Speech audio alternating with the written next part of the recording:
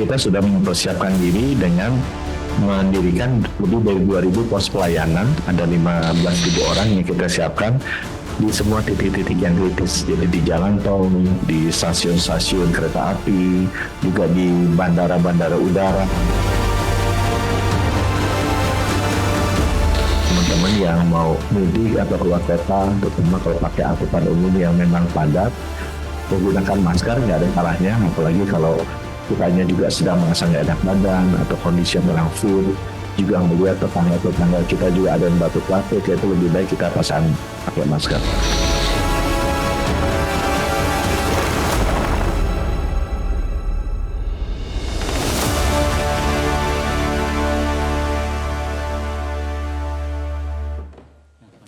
Pemirsa, kasus COVID-19 kembali meningkat sejak periode 8 hingga 14 Oktober 2023. Bahkan hingga 19 Desember 2023, Kemenkes mencatat 2.584 kasus COVID-19 aktif di Indonesia.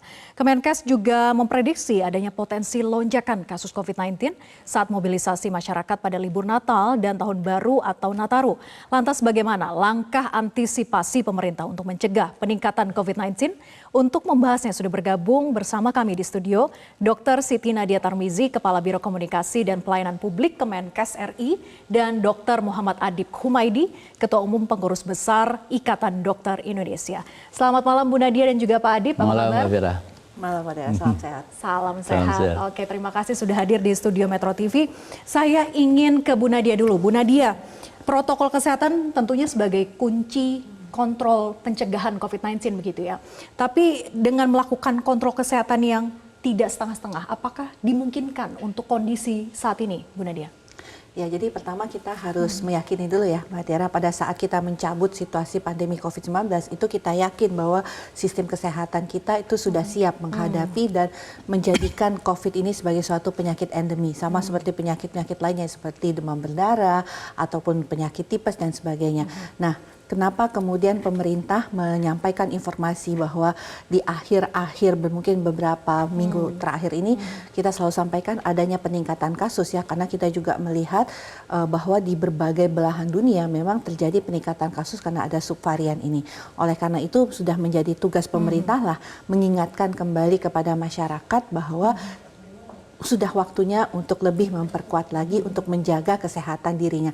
Apalagi ini menjelang liburan akhir tahun dan Natal. Iya, libur akhir tahun dan Natalan, di mana banyak juga yang bepergian ke luar negeri begitu ya, otomatis juga mempunyai risiko tertular COVID-19 itu sendiri dan membawa kembali ke Indonesia. Nah, seperti apa kemudian untuk pencegahan bagi mereka melakukan perjalanan ke luar negeri? Apakah ada treatment khusus yang kembali diterapkan dengan gelombang angka COVID yang kembali meningkat ini, Bu? Iya, jadi kalau kita lihat data ya, walaupun kemarin itu sempat dilaporkan jumlah kasus itu mencapai 404 kasus konfirmasi positif. Tapi memang kematian itu masih berada antara 3 sampai 5 per hari ya. Nah, dari angka-angka tersebut kita melihat bahwa indikator-indikatornya itu masih pada level yang aman ya.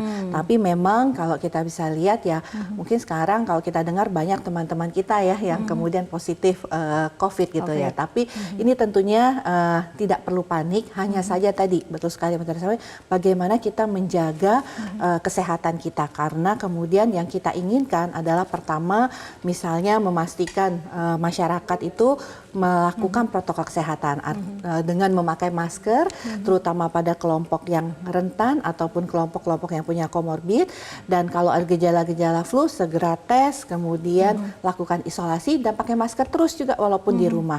Nah, kita sifatnya adalah himbauan, jadi bukan kewajiban menggunakan masker ya. Nah, dan termasuk kalau berpergian ke luar negeri juga pastikan ya untuk menjaga diri kita. Kalau kita merasa bahwa ini kita sedang berada pada daerah yang mungkin resiko penularannya itu cukup tinggi untuk saya dan keluarga ya, gunakan masker. Dan yang penting lagi nih, lengkapi vaksinasi gitu, karena ternyata banyak kasus-kasus kematian terhadap ya karena vaksinasinya ternyata ada yang baru 1 kali, ada yang belum booster.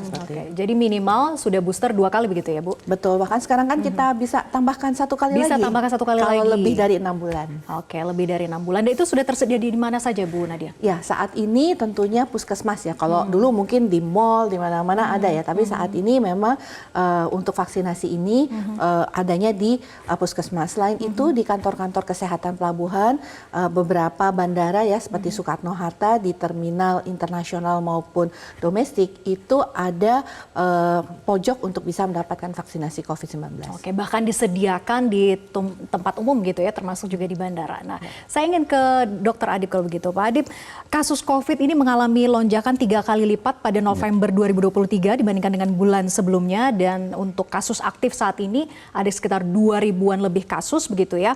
Bagaimana sebenarnya prediksi dari ID, benarkah bisa terjadi lonjakan yang lebih dari sekarang mengingat ini adalah masanya Nataru, libur Natal dan Tahun Baru gitu? Ya, jadi ada beberapa faktor tadi mungkin Dr. Nadia juga sudah sampaikan ya, tapi yang menjadi faktor utama, yang pertama tentunya adalah karena adanya munculnya subvarian baru, turunan dari BA286 yaitu JN1.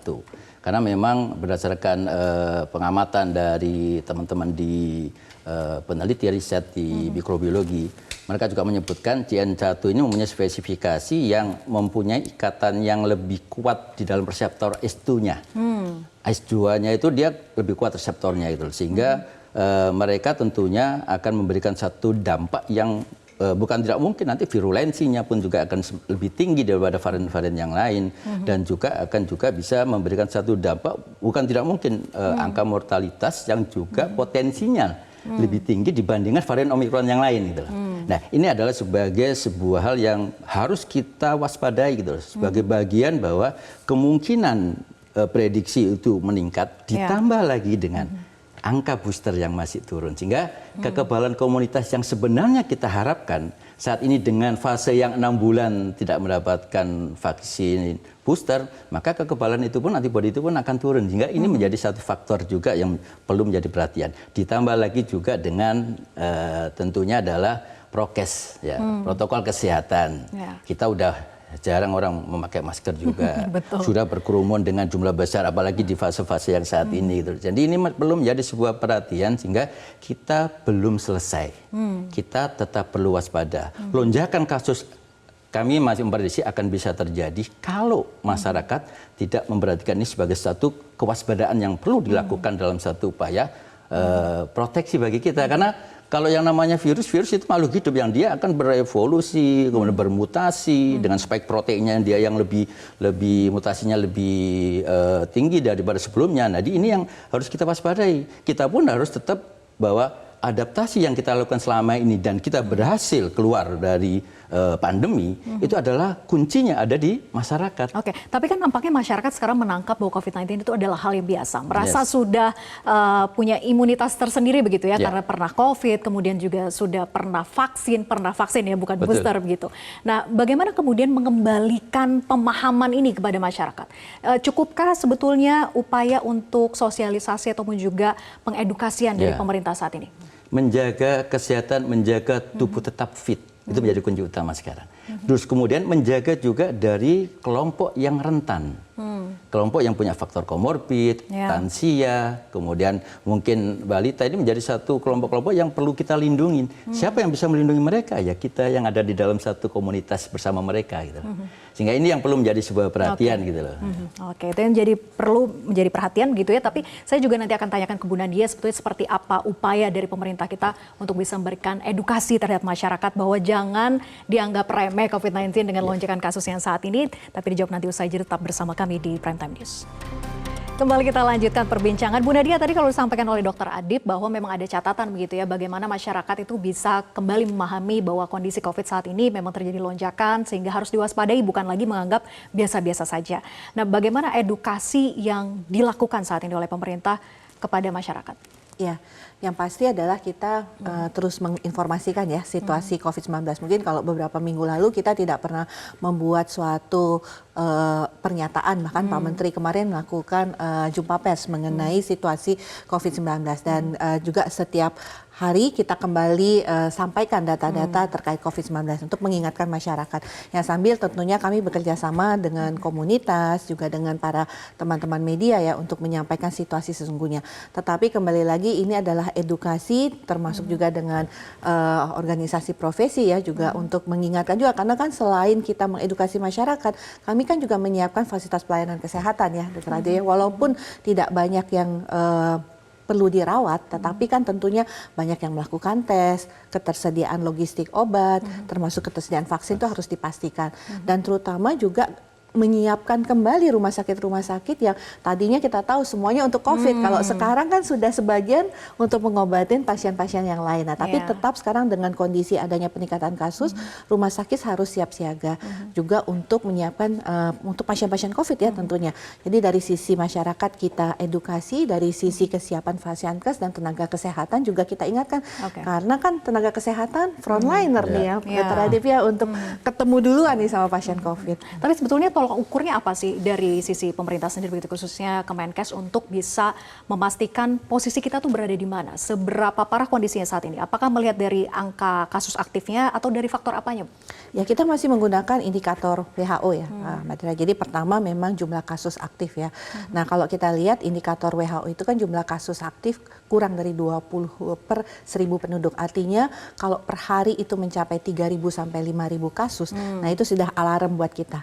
Kemudian angka kematian itu harus kurang dari 1 per 1000 penduduk. Nah itu artinya kalau kasus kematian kita itu bisa mencapai sekitar 300 kematian per hari ya. Artinya itu trennya konsisten ya, nggak naik turun ya. Kalau sekarang kita lihat datanya hari ini dilaporkan 400, kemarin 150, sebelumnya 200. Jadi kasus hariannya masih, begitu ya, bukan kasus total kasus aktifnya? Bukan, jadi total hariannya yang kita lihat, kemudian kasus kematian, kemudian tingkat keterisian perawatan rumah sakit, walaupun ada sedikit peningkatan, tapi masih sangat-sangat rendah di bawah 1%. Jadi itu beberapa hal yang menjadi indikator sehingga kita bisa mengatakan bahwa sebenarnya kalau di sisi WHO kita levelnya aman. Tapi tentunya kita nggak pingin liburan keluarga, kemudian masyarakat terganggu dengan sakit COVID-19 tentunya ya. Nah, kalau Dokter Adip sendiri bagaimana melihat tadi indikatornya adalah kasus harian begitu ya, 3.000 sekian begitu ya Bu sebagai alarmnya. Nah, saat ini masih kasus aktifnya di 2.500 dan kasus hariannya berapa Bu untuk saat ini? Hanya 400, 300 sama 400. Berarti masih jauhkah menurut IDI sendiri untuk melihat lonjakan kasus yang betul-betul menjadi warning ataupun juga kehati-hatian yang lebih dari masyarakat sendiri? Ya, konteks yang harus dipahami adalah pada saat kita memakai indikator, konteksnya bukan dianggap bahwa kalau belum memenuhi itu berarti kita masih aman, bukan. Tapi pada saat itu sudah muncul kenaikan kasus sekarang yang sudah 220%, terus kemudian angka kematian juga sudah mulai dilaporkan, apalagi kemarin kasus CN1 juga sudah ada laporan angka kematian, ini warning sebenarnya. Kita tidak ingin mengulang masa 3 tahun yang lalu ya, sehingga apa yang kemudian jadi dasar-dasar ini harus langsung kemudian kita sosialisasikan untuk kemudian kita edukasi masyarakat, termasuk tadi kesiapan dari SDM dan Vaskes. Bagi kami di teman-teman tenaga medis tenaga kesehatan, fase untuk melepas masker itu tidak ada. Kita di rumah sakit pun tetap harus pakai masker.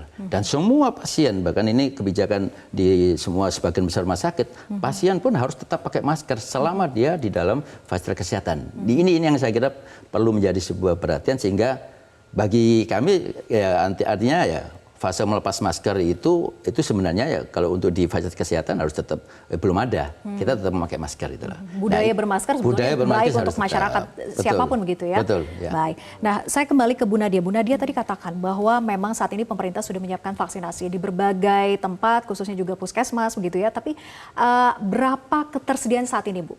Dan seperti apa juga prosesnya? Apakah jemput bola atau memang menunggu masyarakatnya yang proaktif datang sendiri ke puskesmas? Ya, kalau kita lihat ya dari hasil serosurvei kita terakhir kan memang 95% dari penduduk kita tuh sudah punya kekebalan ya terhadap COVID-19 ya. Baik itu dari infeksi ataupun dari vaksinasi ya. Nah, saat ini stok vaksin yang ada itu ada kurang lebih 4 juta. Tapi memang kita pahami ada beberapa daerah mengatakan mereka sudah nggak punya vaksin lagi ya, karena memang pada waktu kemarin kan sempat laju penyuntikan vaksin dan kemudian animo masyarakat untuk mendapatkan vaksinasi booster itu cukup rendah ya. Kita bisa lihat dari cakupan vaksinasi booster pertama itu hanya 39%. Kemudian vaksinasi yang booster kedua itu hanya 2%. Jadi jauh sekali, mungkin hanya tenaga kesehatan ya Dr. Adip ya yang melakukan vaksinasi sampai booster kedua. Nah, tentunya dengan kondisi seperti itu kita tetap menyediakan stok vaksin dan terutama kita dorong tadi kelompok lansia dan kelompok yang komorbid tadi, karena kan kita bisa lihat angka fatalitas di kelompok ini nih masih resikonya sangat tinggi. Jadi kita berharap kalau mereka sudah mendapatkan booster kedua atau kemarin nggak lengkap vaksinasinya, dilengkapi vaksinasinya untuk datang ke fasilitas pelayanan kesehatan, dan nggak perlu tunggu-tunggu antrian kartu vaksin juga. Jadi nggak perlu nunggu-nunggu di Satu Sehat kok saya belum dapat tiket vaksin ya. Silahkan datang kalau sudah lebih dari 6 bulan ataupun belum lengkap ke puskesmas untuk mendapatkan vaksinasi. Treatmentnya berbeda. Kalau dulu memang menunggu ada kodenya dulu begitu ya, tiketnya dulu untuk bisa datang ke tempat vaksinasi dan melakukan vaksin. Jadi sekarang tidak ada, langsung datang saja. Adakah jemput bolanya juga, Bu?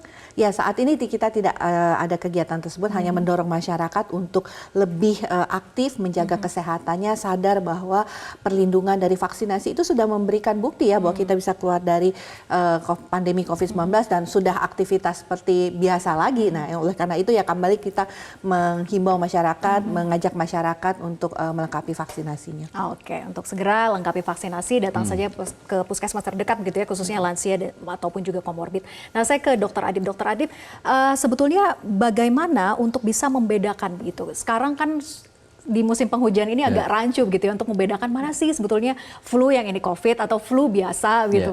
Bisa dijelaskan bagaimana gejala membedakan itu supaya punya alarm, punya warning, kemudian kita bisa memeriksakan diri, melakukan swab test atau apa begitu? Ya, jadi pada dasarnya memang mirip ya gejala-gejalanya ya. Memang ada spesifik kalau di COVID kan ada anosmia, artinya tidak bisa membahu, kehilangan penciuman ya. Itu spesifik sebenarnya. Dan untuk di JN1 tadi itu memang dari penelitian memang di JN1 ini sangat spesifik untuk tetap ada anosmia itu gitu.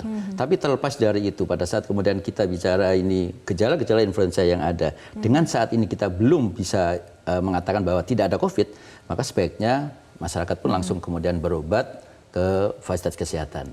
Jadi tes, melaporkan dan melakukan tes. Cuman yang memang menjadi perhatian dan ini bagi kami, konsen bagi kami, dua hal yang saya minta ini juga muncul dari sebuah kebijakan pemerintah.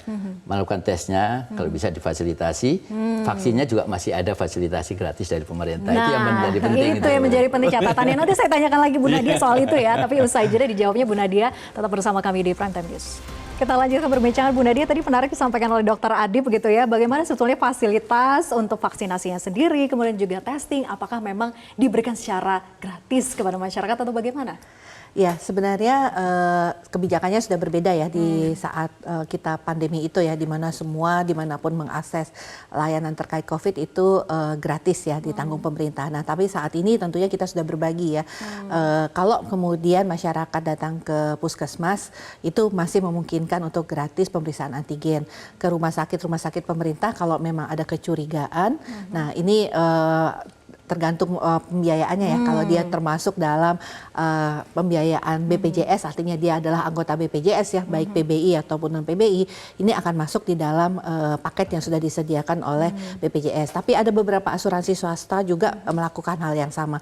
Jadi memang untuk COVID ini sudah berbeda treatnya dibandingkan saat pandemi ya. Jadi dan tapi sebenarnya sekarang kan sudah ada tes yang bisa juga dilakukan oleh masyarakat secara mandiri karena ada pemeriksaan tes antigen yang harganya cukup murah lah, tidak terlalu mahal ya, dan juga antigen juga sekarang sudah sangat murah tentunya pemeriksaannya. Oke, antigennya sudah terjangkau untuk masyarakat bisa lakukan tes mandiri di rumah ataupun juga tadi di puskesmas juga digratiskan bisa, gitu ya untuk antigennya sebagai pendeteksian awal untuk lanjut misalnya melakukan swab PCR gitu. Nah, tapi apa tandanya tadi selain anosmia, Dr. Adib, apa yang menandakan sebetulnya ini harus dilanjutkan dengan swab PCR? Ya, jadi ada namanya screening dan ada namanya deteksi. Kalau screening tentunya adalah satu upaya, umpamanya saya mau melakukan tindakan operasi pada satu fasilitas kesehatan, maka ada proses screening itu dengan swab antigen. Ini masih berlaku sampai sekarang ini. Terus kemudian deteksi. Nah, deteksi ini tadi kalau dengan gejala-gejala yang tadi itu muncul dan apalagi itu spesifik pada COVID seperti anosmia, terus kemudian ada nyeri-nyeri pegal, bahkan kemudian demam, flu yang diikuti dengan diare, maka kita harus bisa mengatakan deteksi. Jadi ini yang harus kemudian dilanjutkan dengan pemeriksaan tadi itu. Oke, saya ingin mendalami soal vaksinasi nih Bu. Vaksin apa, jenis apa yang sedang disiapkan sekarang dan apakah memang ada faktor penentunya dengan jenis vaksin yang sebelumnya pernah digunakan gitu untuk mengklasifikasikan bolehnya pakai jenis vaksin yang mana begitu? Ya, jadi untuk kebijakan kita sekarang ya, baik untuk melengkapi vaksinasi atau booster pertama, booster kedua, atau suntikan ulang ya, ketiga, itu kita menggunakan vaksin yang sudah halal, Mbak Tiara. Yaitu produksi dalam negeri kita sendiri, ya itu ada 2, Inavac dan Indovac ya. Jadi masyarakat nggak perlu khawatir lagi nih, terakhir dengan isu halal dan haram ya. Karena kemarin kan sempat itu juga yang jadi muncul. Nah sekarang insya Allah ya, vaksin yang kita gunakan ini adalah vaksin yang tentunya sudah berlabel halal dan merupakan produksi dalam negeri. Maka kita tidak terlalu khawatir dengan stok sebenarnya, Mbak Tia, karena kita sudah punya produksinya. Jadi kalau memang nanti jumlah kebutuhan vaksin itu meningkat secara signifikan, artinya kedua produsen Indovac dan Inavac ini akan siap. Dan mekanismenya tentunya bisa menggunakan vaksin apapun ya untuk anak untuk usia di atas 18 tahun ya, karena kita belum punya izin untuk anak yang di bawah 18 tahun. Jadi kalau kemarin mendapatkan Sinovac atau mendapat Pfizer atau mendapatkan jenis vaksin lainnya, sekarang semuanya bisa dikombinasi secara heterolog dengan vaksin Inavac atau Indovac. Oke, nah terakhir saya ke Dr. Adib. Dr. Adib, bagaimana dengan tantangan gitu ya, menjawab tantangan kondisi saat ini di mana tadi kesadaran masyarakatnya kembali rendah begitu karena menganggap hal yang biasa. Apakah memang saat ini jauh lebih sulit dan juga di tengah kondisi yang memang tidak ada pembatasan gitu untuk orang melakukan perjalanan ke luar negeri? Ya, jadi pada prinsipnya yang harus diberikan pemahaman ke masyarakat adalah yang pertama, vaksin bukan satu-satunya dalam satu upaya preventif. Tapi di dalam upaya preventif yang harus kita lakukan adalah mulai dari diri kita sendiri. Mematuhi protokol kesehatan, memakai masker, hygiene, ya, cuci tangan, itu harus menjadi sebuah budaya lifestyle. mungkin ya. Jadi budaya yang nggak bisa dihilangkan, harus ada. Terus kemudian baru ditambah lagi juga dengan vaksin tadi gitu loh. Jadi tidak bisa kemudian saya maunya vaksin saja, saya nggak mau yang ini. Atau saya mau pakai masker nggak mau vaksin gitu loh. Jadi ini menjadi satu paket komprehensif yang harus dilakukan oleh masyarakat gitu loh. Sehingga pada saat kemudian sekarang apakah ada pembatasan untuk terkait dengan masalah liburan ya? Menurut kami untuk saat ini ya kan dengan dasar data tadi itu secara epidemiologi, warning juga tadi yang mungkin masih menjadi interest bukan concern lah istilahnya kalau menurut istilah WHO, maka yang ini yang harus kita berikan pemahaman adalah bagaimana kita liburan yang sehat dan aman. Caranya apa? Ya liburan tapi dengan tetap memakai masker. Liburan dengan tetap melakukan protokol kesehatan. Gitu. Oke, liburan boleh tapi tetap waspada dengan paket tadi ya. Betul. Harus vaksin dulu, booster kembali di puskesmas, kemudian juga menggunakan masker. Terima kasih Dr. Adib, kemudian juga Bu Nadia sudah hadir bersama kami di studio Metro TV. Dan semoga ini menjadi upaya salah satu sosialisasi kepada masyarakat gitu ya, untuk kembali mengingatkan dan menggugah kesadaran masyarakat. Jelajahi cara baru mendapatkan informasi. Download Metro TV Extend sekarang.